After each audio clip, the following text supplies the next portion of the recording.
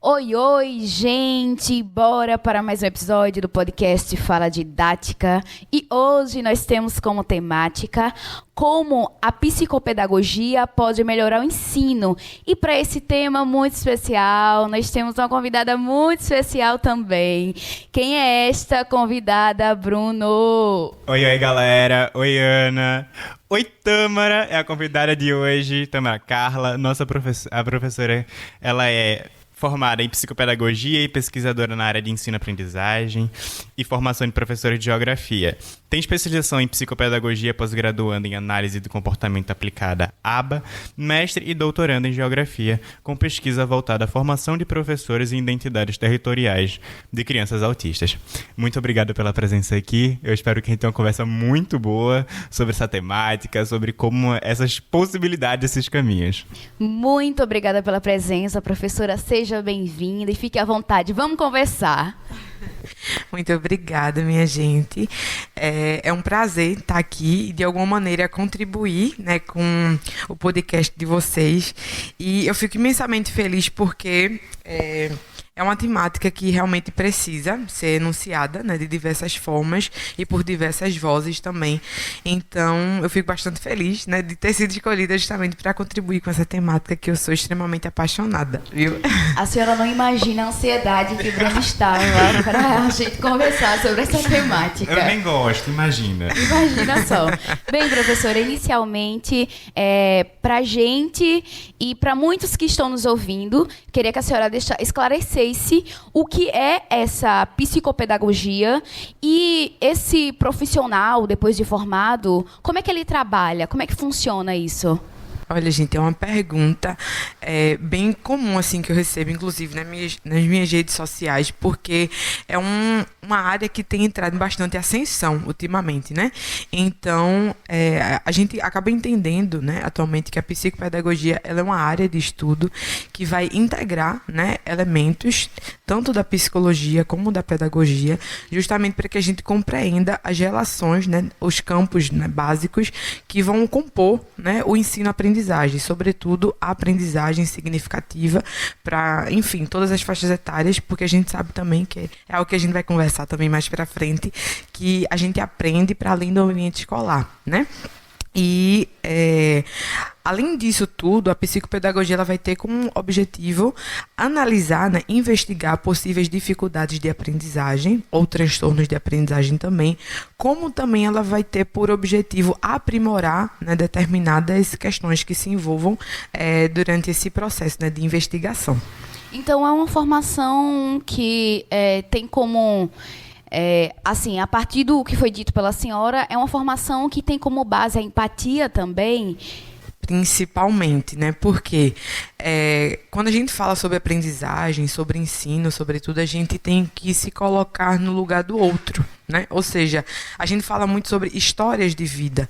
Então, é inerente ao papel do psicopedagogo, né? Já falando sobre essa, está respondendo a outra pergunta, é inerente ao psicopedagogo justamente a ter um olhar aguçado e sensível também às histórias de vidas, principalmente dos pacientes, enfim, dos alunos que chegam, né, para serem atravessados por essa profissão. Então, a gente entende que o psicopedagogo ele vai ser responsável por analisar e também por compreender, né, quais são esses impasses, né, na aprendizagem que estão dificultando a aprendizagem daquela criança, daquele adolescente ou também daquele adulto, como também quais são os caminhos que a gente pode se utilizar para aprimorar aquela aprendizagem? Sabe, como é que a gente pode rotacionar, né, de certa forma, todo esse percurso educacional, né, que a gente sabe que, principalmente no Brasil, é bem desigual. Como é que a gente pode fazer uma translação, né, um movimento de translação para que a gente possa valorizar essas particularidades? Adoro a ideia de valorizar as individualidades, que às vezes a gente trabalha muito com a ideia de metodologia, voltada a uma turma muito grande, e a gente esquece de que tem muitos aspectos individuais dos próprios indivíduos, né? É verdade. Então, dentro dessa ideia da psicopedagogia que a senhora apresenta, como esse estudo do desenvolvimento, esse estudo da aprendizagem pode colaborar para o ensino? Olha, eu vou acabar falando um pouquinho sobre a minha experiência. Fica à vontade. A ideia é essa, por favor.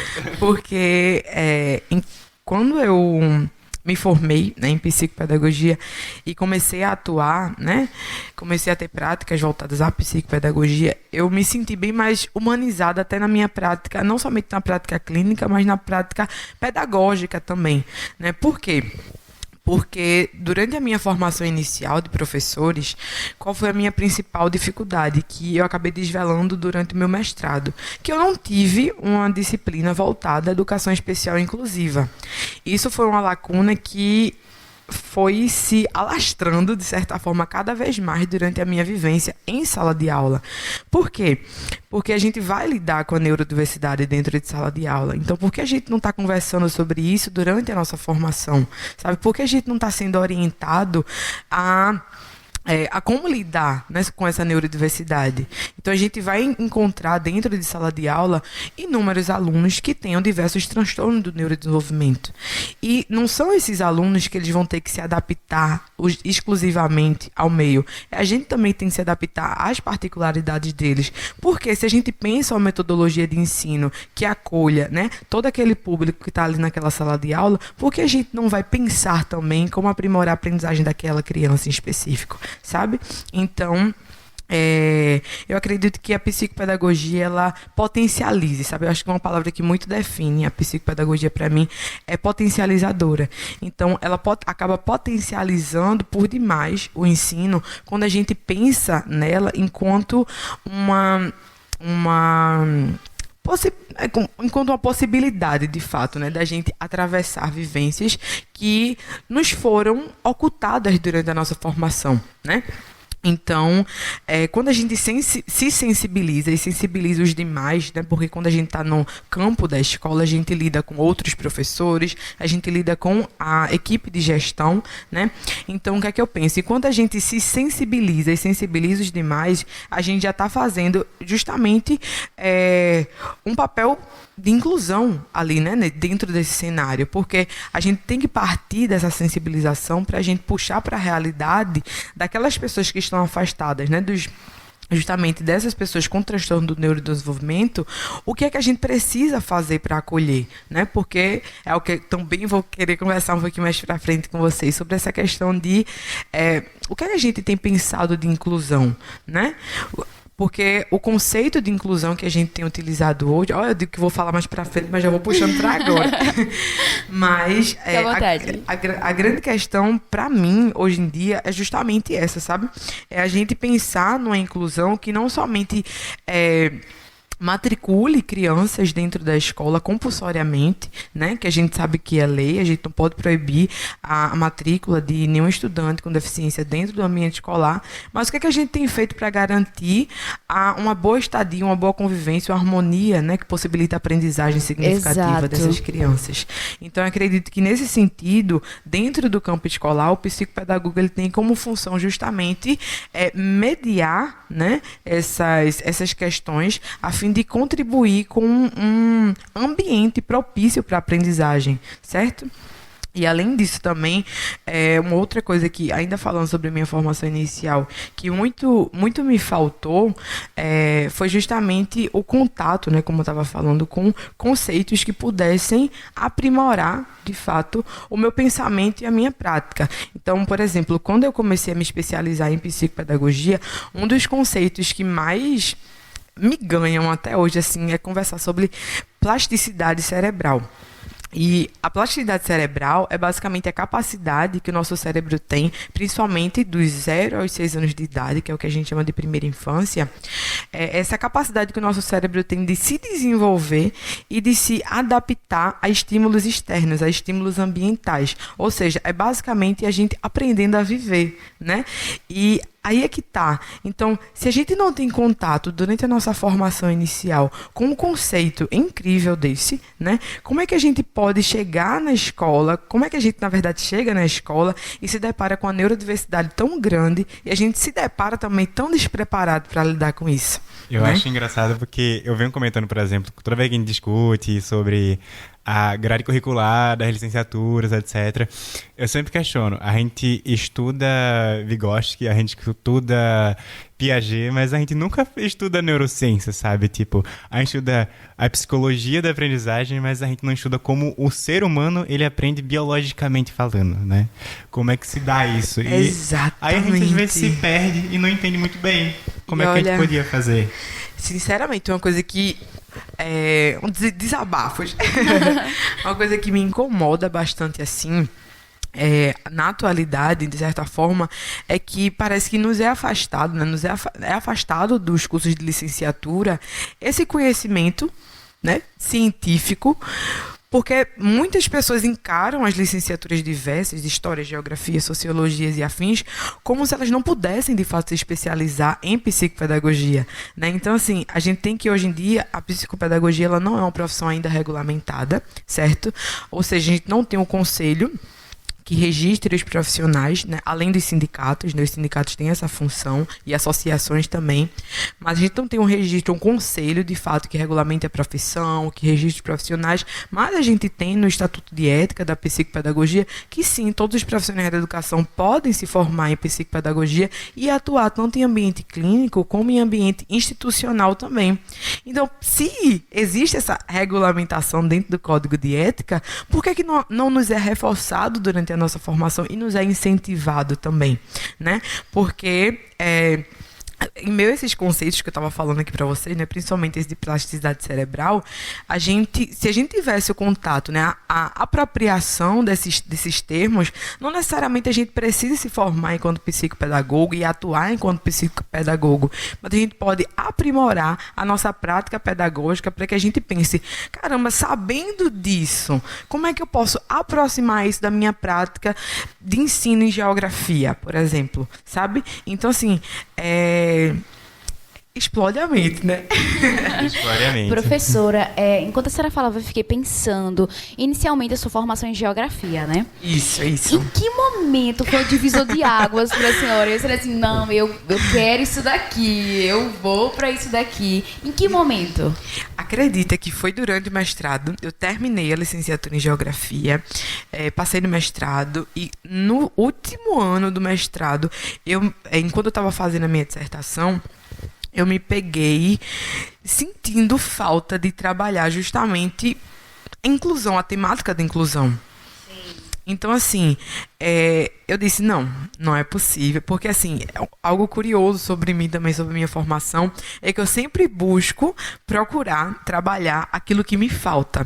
Então, se durante a minha formação inicial eu me deparei com uma ausência muito grande, né, uma lacuna muito grande sobre a minha formação em cartografia, no meu mestrado eu fiz o quê? Não, eu vou trabalhar cartografia na formação de professores. Sim. E aí comecei a trabalhar cartografia e formação de professores numa perspectiva também de inclusão, mas inclusão e sensibilização sobre a vivência daqueles professores.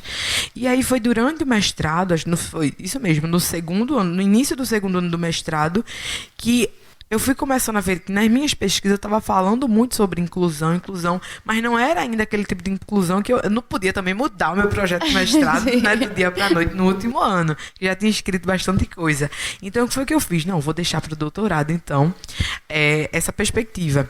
E aí foi quando eu me formei em psicopedagogia, comecei a atuar enquanto psicopedagoga e disse, não, gente, não. Apaixonou. Era isso aqui que me faltava, sabe? Porque eu gosto muito de quando a gente enxerga, né, as nossas ausências, as nossas lacunas, porque é a partir disso que eu acredito que a gente consiga se potencializar, que a gente consiga aprimorar. Então, eu não queria voltar para a sala de aula e me deparar com a minha ausência, sabe? A minha falta. Porque o que está faltando na sala de aula não é a dificuldade de aprendizagem que um aluno autista tem. É a nossa especialidade, a nossa sensibilidade e sensibilização enquanto professor de acolher aquela dificuldade. Não é culpa daquela criança, entendeu? Não estar conseguindo aprender, não estar conseguindo decodificar determinada informação muito específica, sabe? Porque a gente sabe que no currículo comum a gente tem essas especificações de disciplinas e assim por diante. Então, eu preferi não culpabilizar terceiros e trazer para mim a responsabilidade de continuar, né, a minha formação, me especializando, inclusive em uma área que era o que eu estava conversando com vocês um pouquinho antes, né, que me humanizou, sabe, por demais, não somente em ambiente clínico, mas principalmente no ambiente escolar, sabe, foi quando eu pude perceber que a psicopedagogia, ela potencializa saberes, sabe? Então, assim, a gente desvela esses saberes, a gente valoriza esses saberes e a gente afirma com aquela pessoa justamente que aquilo que ela tem, né? Aquele saber que ela tem, né? Existencial, tá com ela, faz parte dela e contribui com a existência do mundo em que a gente vive também. Muito bom. Professora, a senhora vem falando assim, eu adoro, Bruno né? encantado, aqui, Bruno encantado. Sei, já me ganharam aqui 100%, etc. Mas, falando assim, sobre a psicopedagogia, qual foi as estratégias, quais foram os métodos que a partir que a senhora trabalhou dessas próprias experiências, dessa formação, que a senhora usa, né? E que outros professores, por exemplo, que estiverem ouvindo agora, também podem utilizar dentro da sala de aula para lidar com essas dificuldades de aprendizagem? Olha, vocês estão vendo que eu gosto muito de conversar, então já vou contar uma história que aconteceu comigo, que é o seguinte, eu faço acompanhamento escolar das crianças que eu atendo, e aí o que é que acontece? Em uma dessas visitas escolares que eu estava fazendo, eu cheguei na escola, a gente sempre preza, né, quem vai comigo, para conversar com a gestão, e para conversar com o professor específico. Clínica, né? Isso, é ambiente clínico. E aí, quando a gente vai em equipe, a gente sempre tenta também ter esse olhar multidisciplinar, certo? E aí, o que é que acontece? Certo dia, né, a gente chegou numa escola e aí a gente conversou com a gestão, né, ela apontou, né, a situação em que a criança se encontrava no ambiente escolar, de aprendizagem, de dificuldade de se manter dentro da sala de aula. E aí, quando eu fui conversar com a professora, né, eu perguntei, olha, professora, e aí, como é que você está enxergando o desenvolvimento de fulano, né, aqui na sala de aula, aqui na escola em específico?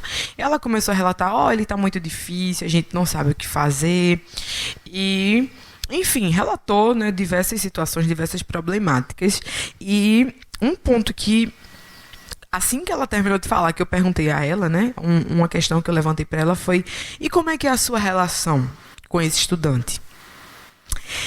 E aí ela disse, não tenho relação com ele. Aí foi o momento da gente fazer, né, dar aquela respirada bem funda e olhar assim nos olhos dela de fato e dizer, olha, existem situações que a gente não precisa de formação específica para se sensibilizar e tampouco para a gente acolher, né? Claro que com formação especializada em determinada área de conhecimento, a gente vai ter mais manejo sobre a situação, a gente vai ter, de certa forma, também mais noção do que fazer, do que não fazer, mas enquanto professores, a gente, durante a nossa formação, por mais defasada que ela seja, a gente passa por um processo de humanização bem grande, porque a gente lida de fato com a realidade e com aquilo que a gente não quer encarar, que a gente acaba lidando em sala de aula, né, com essas questões.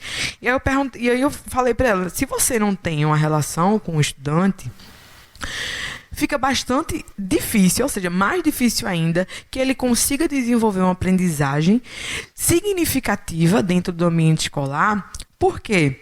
Porque um dos princípios básicos para o desenvolvimento da aprendizagem, principalmente, né, na infância, é justamente a afetividade. Então, se aquela criança ela não se sente acolhida por você, se não se sente próxima a você, se ela sequer sabe seu nome, como é que ela vai conseguir, de fato, se manter atenta dentro da sala de aula, se manter sentada dentro da sala de aula? Então, você precisa, fui conversando com ela, e é algo que, após essa minha formação em psicopedagogia, eu comecei a fazer bastante, é o acolhimento, sabe? Então, a gente sabe que a gente tem uma grade curricular imensa para a gente cumprir, né? Mas eu prezo acima de conteúdos, ou até mesmo incrementando junto e tudo isso, né, com os conteúdos específicos, acolher a vivência dos estudantes, sabe? Então, chamar os pais para conversar, né, a gente pode fazer isso, não somente sendo da gestão da escola, enquanto professor, a gente tem essa autonomia e liberdade também para saber como é que está em casa, como é que tem sido o momento de realizar as atividades escolares em casa. Tem horário específico, principalmente a depender do diagnóstico que essa criança, esse adolescente, enfim, vem a ter, certo? Por quê? Porque é extremamente importante que a gente tenha uma aproximação com aquela criança para que a gente consiga cativar ela pelo aprender. Porque senão a gente não vai conseguir desenvolver uma aprendizagem que seja de fato significativa. Eu tenho falado bastante de aprendizagem significativa. Por quê? Porque não adianta a gente ensinar e aprender, né, tudo que o currículo comum nos oferece, se aquilo ali não vai fazer sentido para a nossa vida, né? Então, eu prezo bastante para que a gente associe em níveis máximos, assim, o quanto a gente puder, os nossos conteúdos curriculares com a vivência dos estudantes e tenha essa aproximação com a pessoa dele, justamente para que a gente consiga entender, inclusive, as suas limitações. Real. Professora, a senhora falou novamente, eu estou ressaltando muito sobre a aprendizagem significativa. E era justamente sobre isso. A gente conversa muito nesse ambiente universitário, acadêmico, sobre a aprendizagem significativa, mas para quem está nos ouvindo, o que seria essa aprendizagem significativa? E também como você lida individualmente com a necessidade de cada aluno, com a tua função, como é que é? Se tiver alguma experiência também, fica à vontade em falar. Mas, inicialmente, o que seria essa aprendizagem realmente significativa, para ficar bem claro para todo mundo que está nos ouvindo? Certo. Olha, gente, aprendizagem significativa, eu gosto muito de falar nos termos significado e significância, sabe? Tudo aquilo que tem um significado, né, para a gente, nos é importante. Verdade. Porque a gente atribui uma função àquilo, certo? E tudo aquilo que nos tem significância parte de uma realidade que nós atribuímos importância, né? Então, para mim, a aprendizagem significativa conversa muito com esses dois conceitos básicos, porque a gente sabe que o movimento de aprender e o movimento de ensinar também, ele vai ter que partir justamente no chão da escola da realidade dos estudantes. É um assunto que a gente também já está cansado de saber, mas que às vezes, inclusive, dentro da sala de aula, a gente acaba não fazendo. A gente só chega na sala de aula, passa aquele conteúdo, espera que a criança tenha aprendido, mas sem sequer pensar em como aquela situação em específica está colaborando para o desenvolvimento daquela criança. Então, assim, como é que a aprendizagem significativa seria justamente a gente proporcionar àquele indivíduo, né, a existência dele enquanto protagonista no seu processo de aprendizagem, né? É a gente proporcionar para aquela pessoa, para aquela criança, para aquele adolescente e assim por diante, uma aprendizagem que extrapole os muros da escola. Porque é como eu estava dizendo, não adianta a gente ensinar uma gama de conteúdos curriculares que vão cessar, que vão morrer, que vão acabar, passar. Exatamente, após o 3º ano do ensino médio, sabe? Então, assim, eu digo sempre muito também que a geografia, ela me abriu os olhos, né, inclusive para a psicopedagogia, ela me contribui muito até hoje. Por quê? Porque a geografia, ela estuda o mundo, toda a complexidade que conversa com o mundo, né? Então eu penso muito o seguinte, quando a gente tem uma aprendizagem para o mundo e sobre o mundo, a gente está fazendo com que essa criança, né, com que essa criança, esse adolescente, enfim, ele esteja, de fato, se formando enquanto cidadão, né? Verdade, verdade, perfeito. Professora, como a psicopedagogia ela vem contribuindo para a promoção de um ambiente inclusivo e acolhedor na escola? Dentro das experiências que a senhora tem tido, que a senhora vem relatando, esses alunos, eles têm sido melhores, no caso, incluídos na escola? Olha, pelo que eu tenho acompanhado, tem contribuído significativamente, sabe? Então, assim, a gente tem até uma diferenciação dentro da psicopedagogia do que seriam justamente a psicopedagogia clínica, né, o psicopedagogo clínico e o psicopedagogo institucional, certo? O psicopedagogo clínico ele vai ser mais responsável pela investigação e acompanhamento, certo? De transtornos de aprendizagem, de dificuldade de aprendizagem, enquanto o psicopedagogo institucional ele vai ser responsável justamente por ambientar, de certa forma, o espaço escolar, a fim de que esse espaço ele se torne acolhedor em múltiplas esferas, ou seja, na esfera da gestão escolar, na esfera dos discentes e dos docentes também, principalmente. Ou seja, quando o psicopedagogo escolar, ou seja, institucional, ele se responsabiliza por fazer o acompanhamento, né, com os professores e por proporcionar também momentos de formação continuada para esses professores, a gente está vendo realmente um movimento de acompanhamento, né, de perto com esses professores e das demandas que eles levam também esse psicopedagogo para que tudo isso possa ser balanceado e ele possa dizer de fato, o que cabe à gestão da escola agora é proporcionar mais momentos de formação, mais momentos de acolhimento, inclusive com pais e mães de crianças atípicas, certo? Então, justamente, a psicopedagogia ela vem justamente para acolher, né, todas essas nuances, né, diversas do ambiente escolar. Então, de fato, como se a gente tivesse... Eu acredito muito que o futuro da educação vem muito dessa perspectiva da psicopedagogia. Porque é voltada para o eu, é voltada para a tua individualidade, para o que tu pode ser, para a tua potencial, como o Tamara disse, né? Então, eu acho maravilhoso. Eu tô adorando. Eu acho muito significativo, tá? A gente consegue notar até o avanço da educação quando a gente sai dessa ideia de uma educação mais tradicional. Se a gente pensar no início, uma educação mais tradicional, mas a gente vem subindo os degraus. A gente vem mudando, existe essa transformação real.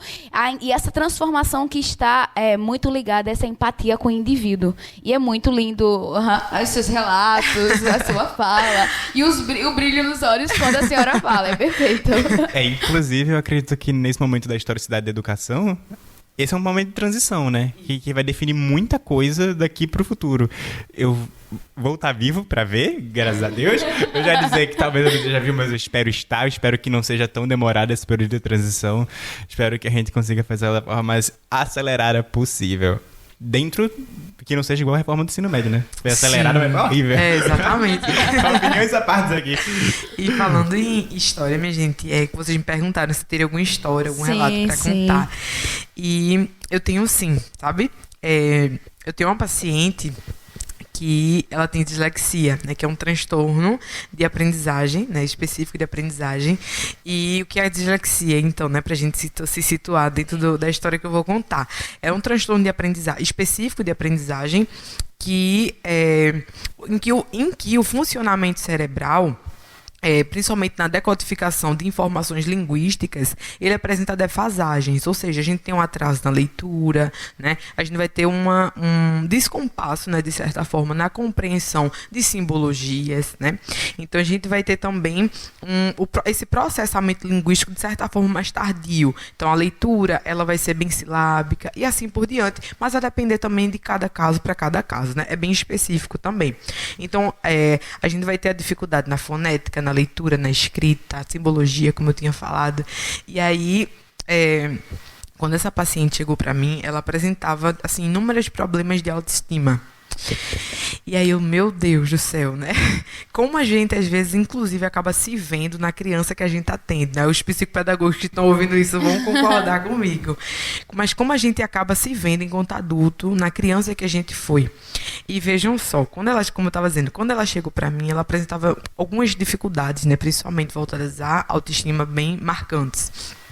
Justamente por ela ainda não tinha o diagnóstico, né, de dislexia, mas ela apresentava fortes sinais, né, desde a infância, né, a primeira infância. E aí o que acontece? Estipulei meus objetivos terapêuticos com ela, então disse, conversei com a mãe, que inclusive é uma pedagoga, uma profissional, uma mulher incrível, e aí conversando com ela, expliquei basicamente o que é que a gente ia trabalhar juntas, né, tanto para investigar e chegar nesse diagnóstico de dislexia, como também para que a gente pudesse aprimorar a aprendizagem dela. E aí, conversando, né, com ela, com a mãe, eu estipulei meus objetivos, que um deles seria justamente trabalhar essa autoestima a partir da escrita, né, e a escrita narrativa, a escrita sobre, enfim, histórias no geral, dentro da faixa etária dela. E aí, certo dia, eu pedi, né, dentro de uma sessão, pedi para que ela escrevesse uma história para mim. E o que eu gosto muito de fazer, principalmente com crianças que já têm, né, a compreensão da escrita e assim por diante, independente do transtorno que tenha, mas a depender também do nivelamento e assim por diante, todo caso é um caso, né? É justamente pedir para que ela escreva e ela sinta-se na autonomia de escrever aquilo, na autonomia, na potencialidade também de conseguir escrever uma narrativa. Então, cheguei para ela e disse, tia, o que é que você vai fazer para mim hoje? Você vai escrever uma história com temática livre, tá certo?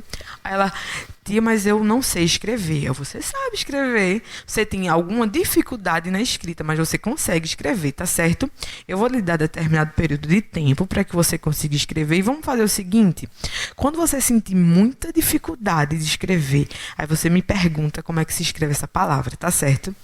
Ela disse, tá certo, não vou fazer. Eu disse, para te ajudar também, o que é que a gente vai fazer? A gente vai começar a escrever com poucas linhas por parágrafo. A gente tem sempre também que olhar que as limitações que as crianças nos apresentam, né, elas não são simplesmente impostas por elas mesmas, mas é uma condição com que elas têm vivido a vida inteira. Real, então não tem como a gente esperar com que em uma sessão, 2 sessões, enfim, a gente vá transformar todo aquele cenário, né, tudo realmente paulatinamente. E aí, tudo bem, né, fiquei observando ela escrevendo, ela não me pediu ajuda em momento nenhum para escrever nenhuma palavra, e eu bastante curiosa porque eu sabia que ela tinha dificuldade na escrita. E aí, quando ela disse, terminei, tia, tá certo. Eu tentei ler a história dela, né, mas tinha alguns erros gráficos que, de certa forma, realmente não dava para entender como é que estava funcionando a história. Mas eu não repudiei o que ela tinha escrito. Eu virei para ela e disse, tia, e agora? Me conta essa história que você escreveu, para eu ir acompanhando aqui. Até a maneira como a gente fala é extremamente importante, né, pra gente, exatamente. E aí ela disse, tia, essa é a história de uma menina que tem dislexia. E que a mãe se sentou com ela. Ai, meu Deus, chega, me emociono. Eu tô aqui. Chega, me emociono. Mas é a história de uma menina que tem dislexia.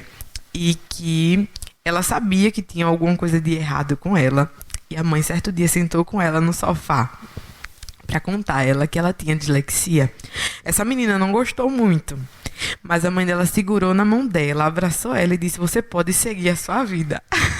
Ai, minha gente. Não tem como não se emocionar, professora. Não tem como não se emocionar. São os acolhimentos, Tô toda arrepiada. Os acolhimentos que permitem que a gente possa dialogar e que a pessoa esteja aberta para aquilo que a gente vai falar. Não adianta nada chegar que a pessoa e começar a falar para a pessoa, mas qual é a minha relação com essa pessoa? A senhora potencializou ela não acreditava em si, a senhora chegou lá e potencializou ela. Que coisa linda aí. Me atraindo também, tá vendo? Eu acho que a gente pode classificar isso como educar, né? Isso é claramente educar. Coisa linda, é lindo, é lindo, é lindo.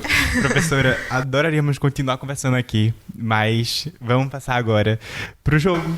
Tá que a gente sempre faz, tá? Dinâmicazinha. Vamos lá. Vamos embora. A dinâmica funciona... eu ainda tô na emoçãozinha aqui. Mas vamos lá. A dinâmica funciona da seguinte forma. Eu falo uma palavra e a senhora de imediato fala o que é que te remete a essa palavra. A dinâmica, a gracinha da dinâmica é que a senhora precisa responder de imediato. Acontece de alguns professores dar uma segurada ainda e, enfim, falar um pouco mais, mas fiquem à vontade. Inclusive, nos toca muito quando eles falam um pouco mais. Então, fiquem à vontade. A primeira palavra é didática. Didática. Ai, gente. Envolve tanta coisa. É verdade. Mas eu diria que mais vale uma didática que acolha do que uma que se resuma ao cumprimento do currículo comum. Perfeito. Concordo. Eu concordo. Eu assino embaixo, por favor. Eu tenho certeza que você concorda, Bruno. Próxima palavra, aprendizagem.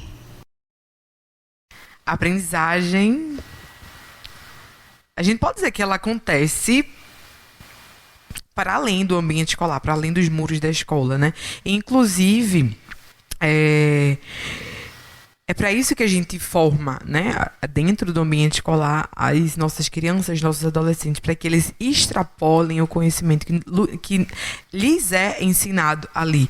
Então, eu diria que a aprendizagem, ela serve, né, a aprendizagem significativa, né, já que a gente estava falando de aprendizagem significativa, ela serve justamente como ela é, na verdade, um movimento de rotação, né, da educação no contexto que a gente encontra hoje, né, nessa urgência social que a gente sente de ressignificar momentos e tempos históricos. Perfeito. E por fim, mas não menos importante, eu diria que o mais importante a ser falado aqui, mente.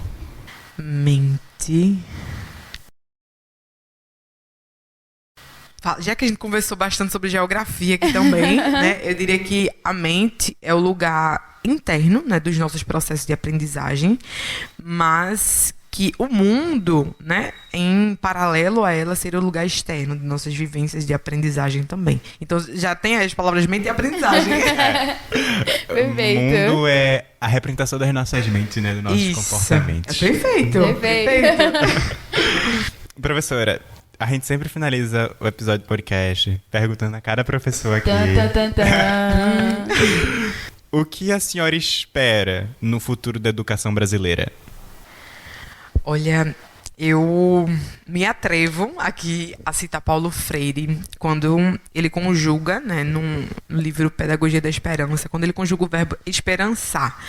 Então, eu espero que nós conjuguemos cada vez mais, né, continuemos conjugando esse verbo esperançar, porque existem muitos limites, né? Muitos limites e fronteiras que nos limitam, né? De fato, no processo de construção de uma aprendizagem significativa e no processo de nos enxergarmos enquanto professores, enquanto profissionais de fato que estejam, né, sensibilizados e que se sensibilizem no processo de construção, né, de uma sociedade que seja acolhedora, sabe? Então, eu diria justamente que conjugar o verbo esperançar nos tempos em que a gente tem vivido, né, seria o meu pensar, o meu projetar a educação do futuro, sabe? Porque é muito incerto a gente dizer o que é que nos aguarda, né?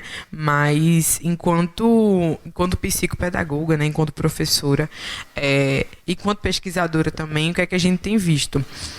Nas últimas pesquisas, nas pesquisas mais recentes, a gente tem visto que 1 a cada 36 crianças atualmente ela é autista, né? Ela nasce autista. E aí o que é que nos remete, né, enquanto professores, enquanto psicopedagogos? Justamente que a gente ambiente os espaços escolares, os espaços clínicos para acolher essas crianças, acolher as suas famílias e que a gente esperance, já conjugando o verbo, um mundo e uma sociedade que ela seja tão potente, mas tão potente e tão boa, sabe? Tão merecedora. Algo até que eu já disse em um outro espaço, em outro ambiente, mas que a sociedade ela seja merecedora o suficiente para lidar com a diversidade, não a adversidade, sabe? E que a gente consiga construir, né, e desconstruir ao mesmo tempo, né, certos preconceitos estabelecidos justamente sobre esses transtornos do neurodesenvolvimento. Esse futuro vai chegar. Vai. Por isso que a gente já encerrando aqui, eu entrando.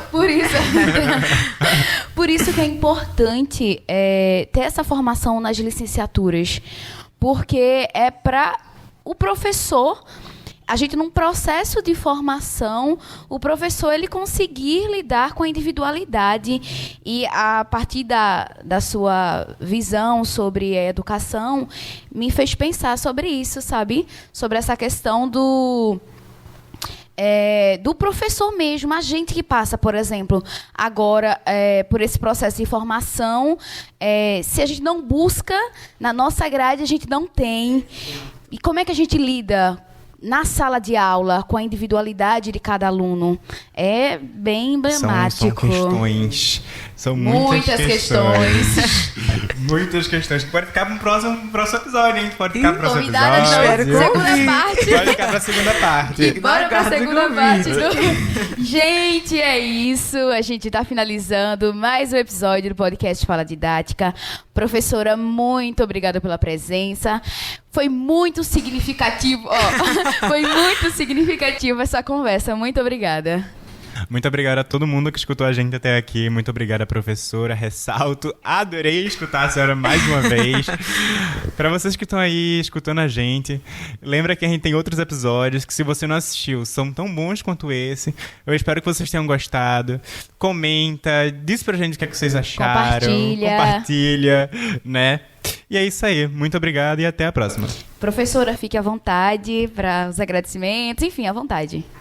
Gente, como eu iniciei, né, falando, eu agradeço muito a vocês pela oportunidade, pelo convite, porque a gente precisa, de fato, ampliar esses espaços, né, principalmente no âmbito acadêmico, que é uma das principais vias responsáveis pelo compartilhamento, né, de conhecimentos. Então, me sinto no dever, enquanto pesquisadora da casa, né, justamente contribuir com um projeto de extensão tão bom, né, sabe, que agregue tanto, não somente a vocês que participam, mas a todo mundo, sejam convidados ou a quem está ouvindo também, porque é muito raro, de fato, hoje em dia, a gente encontrar essa disposição e essa disponibilidade, né, de, inclusive, tocarmos nas nossas próprias feridas, né, porque é um pouco disso que a gente tem feito aqui, né, a gente vê as nossas lacunas, como eu estava dizendo, vê as nossas ausências, e a gente diz, então a gente precisa falar sobre isso, porque a gente não pode parar por aqui. Porque quanto mais a gente se omite sobre determinado assunto, quanto mais a gente distancia, né, a nossa fala, né, sobre determinada área de conhecimento, mas a gente se torna conivente com o silenciamento e apagamento de vozes de sujeitos que são levantados por esses profissionais, né? Então, somente agradecer a vocês e a todo mundo que está ouvindo, né? E como vocês disseram, compartilhem, Isso aí. que é um projeto excelente. Valeu. Tem que biscoitar, né? Tem que dar o biscoitinho. Obrigada, gente. Até a próxima. Valeu!